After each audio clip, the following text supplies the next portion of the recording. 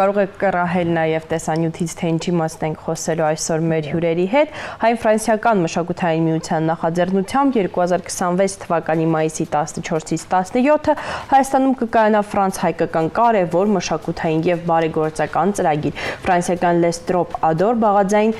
բազմաձայն երգչախմբի մասնակցությամբ խմբավար Օնիկ Ադուրյան ծրագրի երգչախմբի և սպասվող միջոցառումների, հատկապես մայիսի 16-ին Վանաձորում սպասվող համերգի մասին ավելի մանրամասն կխոսենք մեր հյուրերի հետ։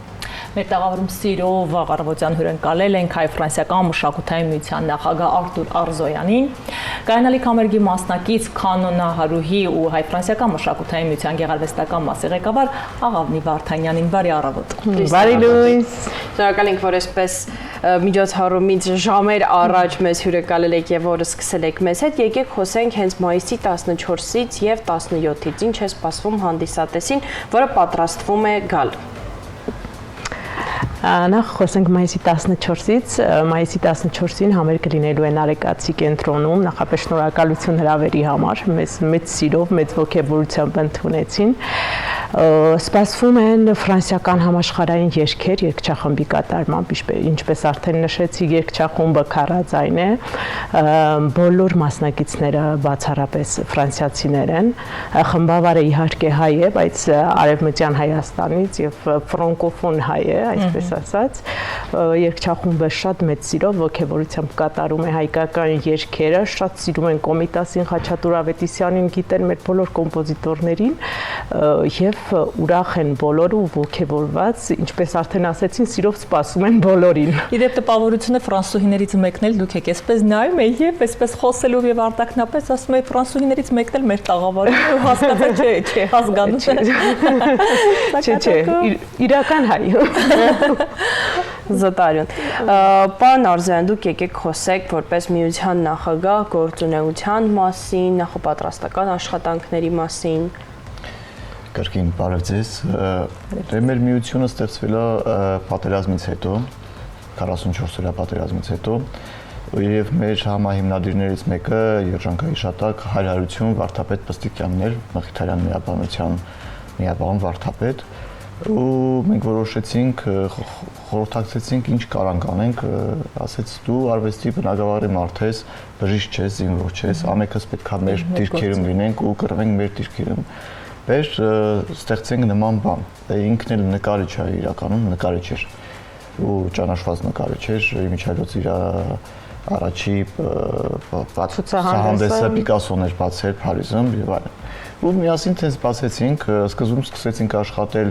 Արցախի պատմամշակութային հուշարձանների պահպանության գործունեությամբ, Հայաստանի վտանգված գոտիներում գտնվող պատմամշակութային հուշարձանների մասին, որ բարձրաձայնում ենք թե ՅՈՒՆԵՍԿՕ-ում, թե տարբեր միջազգային կառույցներում ու շնորհակալություն մեր գործընկերներին Արցախից, ցավոք սրտի այնտեղ չեն, ստեղ են Երևանում են։ Իրանք ուղարկում էին մեզ այդ ամբողջ տեղեկատվությունը, մենք տարածում էինք բոլոր ԶԼՄ-ներում միջազգային, հենց։ Հետո կամաց-կամաց մի քիչ փոխեցինք ու հասկացանք, որ մեր կողքից սկսում են բացակայել մեր մեծերը, օրինակ Շարլ Ազնավուրը, մյուսը, եթե հետ գնանք ասենք, այսօր չկան արդեն Թումանյանները, Բաբաջանյանները, Անձնավուրները ու նման Սարոյանները եւ այլն։ Մենք հասկացանք, որ մեզ պետք է գտնենք երիտասարդ սերունդի մեջ, որովհետև ունենք մենք տաղանդավոր երիտասարդ սերունդ մեծանում, գտնենք այն կորիզը, որ կարող է լինեն վաղվա մեծանուն այդ հռչակավոր հայերը, որոնց հետ ասենք թե շատերը սիրում են նկարվեն, բայց օգտակար չեն լինում բացահայտել։ Մենք որոշել ենք այդ ծանր գործով զբաղվենք ու անենք։ Հիմա մենք ունենք մեծ նախագիծ, որ ուզում ենք իրականացնենք, շատ դժվար է իհարկե, բայց փորձենք անել։ Կոչվում է Հայ-ֆրանսիական արվեստի տուն ֆրանկոֆոն կենտրոն մենք ուզում ստեղծենք այստեղ Հայաստանում, մասնավորապես Լորվա մարզում։ Ինչի Լորվա մարզում, որովհետև Տաղանդավորների մարզն եք։ Մեզ կարող ենք այդպես էլ ասել, բայց քանի որ ամեն ինչ կենտրոնացված է Երևանում, մի քիչ նախաձեռնություն։ Այո, Երևանում այն Երևանի փոքր կենտրոն։ Այո, այո։ Բնության գիրկում ավելի ճիշտ է, ավելի մաքուր տեղ, աստղերի տակ Ստեղծագործելու նաև ստեղծագործելու, քանի որ ոչ ոք հնարավորություն չունի, այսինքն շատերը հնարավորություն չունեն հասնել Երևան, ասենք ինչ-որ բանի մասնակցելու, ինչ-որ բան անելու։ Օրինակ մենք պիտի վարպետության դասեր անենք երգչախմբի ղեկավարի հետ նաև Վանաձորում ամսի 16-ին, ու որ իրենք իմացան Երևանից հրաժարվել ենք, այստեղ էլ առաջարկներ ունեինք, բայց մենք նախընտրեցինք Վանաձորում անել, այո, շատ ոգևորվեցին, ուրախացան, ասում մեր մոտ sense բաներ շատ հազվադեպ է լինում կամ չի լինում, այսինքն մարդիկ սպասում են, կարոտ ունեն, ուզում են շփվել, տեսնեն։ Մարզային այդ կյանքը իրականում մենք որոշեցինք, որ իսկապես գնանք դեպի մարզեր, ավելի շուտ ներկա պարագայում Լոռվա մարզ, Վանաձոր, Դսեղ գյուղ, ինչի ոչ, ու տենց։ Ինչ է ենթադրելու վարպետաց դասը։ Նրանք ովքեր այդ ձիրքում ունեն գալու են ձեզ այդ խորհրդակցելու, երգելու, թե ինչ եք պատկերացնում, եկեք պատմեք։ Ասեմ, հետո անցնենք աղավին ավելի շուտ կներկայացնի վարպետաց դասի մասին։ Այս նախագծի մեջ նպատակն է, որ մենք գտնենք, ասենք, այդ մեծանուն վարպետներին, հրավիրենք Հայաստան, իրանք այդ վարպետաց դասերի, այսինքն մաստեր կլասների ոնց որ չէ, ոնց որ ընդունված ասել, վարպետաց դասերի միջոցով օգնեն այդ երիտասարդներին ու նաև գտնեն այդ երիտասարդների մեջ այն հետարքիր ձիրքը, հա, 1-2-ին եւ այլն, օգտակար լինեն նոր դռներ բացեն այդ երեխաների համար, նոր հնարավորություններ արտերկրում, Եվրոպայում,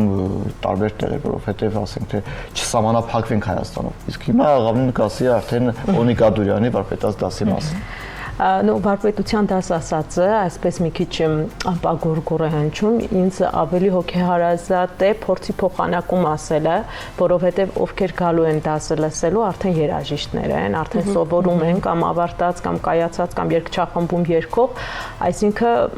ոչ միայն մեր խմբավարը ունի ինչ-որ բաներ տալու, ցանկացած մեկը ունի նաև տեղ սովորելու, իհարկե,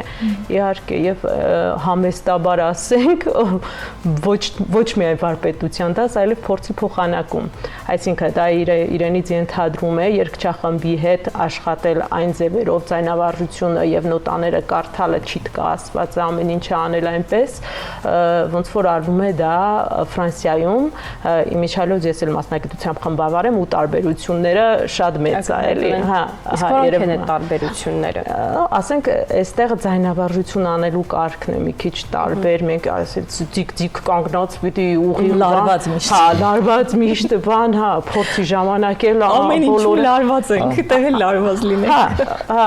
իսկ այնտեղ ազատ, նույնիսկ մարզանք անելով են ձայնավարժություն անում, որ շնչառությունը կարգավորվի, ասենք որ երգիչը ադապտացվի ցանկացած իրավիճակում, շարժման մեջ երգերում։ Բնական տեմպի մեջ մարդիկ։ Նույնիսկ խաղային ոչ կա մեջը, ու դա շատ դերասանական արվեստի, քանի որ ես մասնագիտությամբ կինո բեմադրիչ եմ, կինոդերասան, շատ նման է այդ Օնիկ Ադուրյանի այդ տաքացնելու այդ մեթոդը, դերասանների ինչ որ տաքացման մեթոդին, որովհետև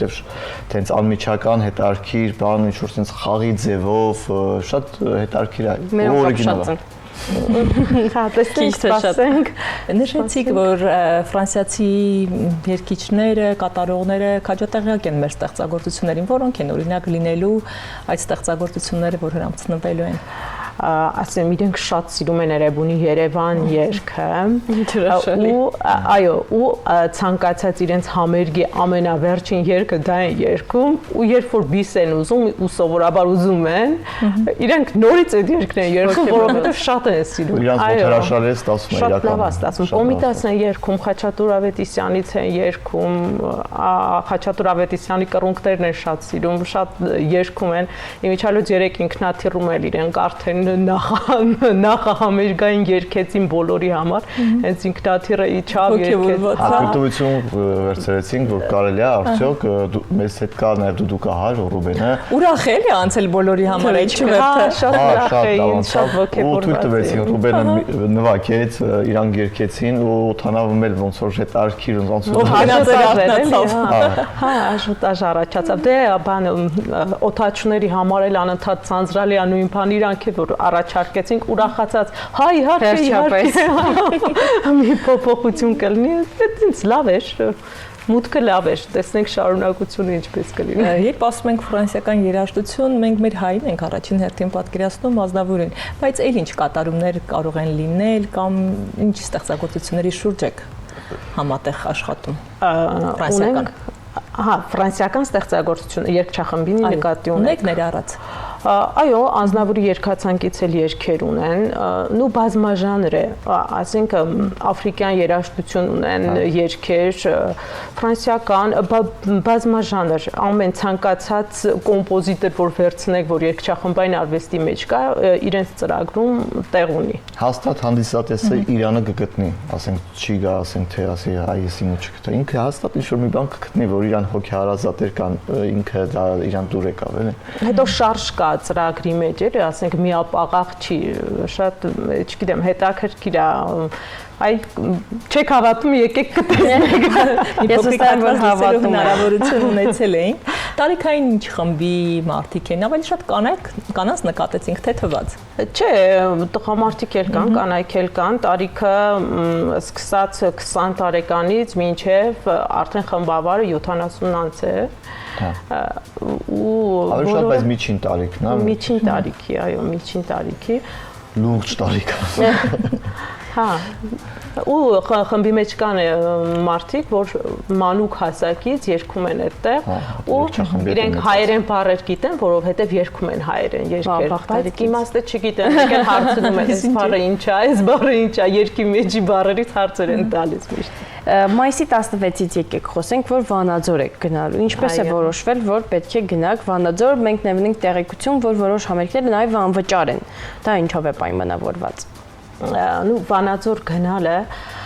արդեն ասեցի, որ պայմանավորված է նրանով, որ ուզում ենք մի քիչ էլ մարզերի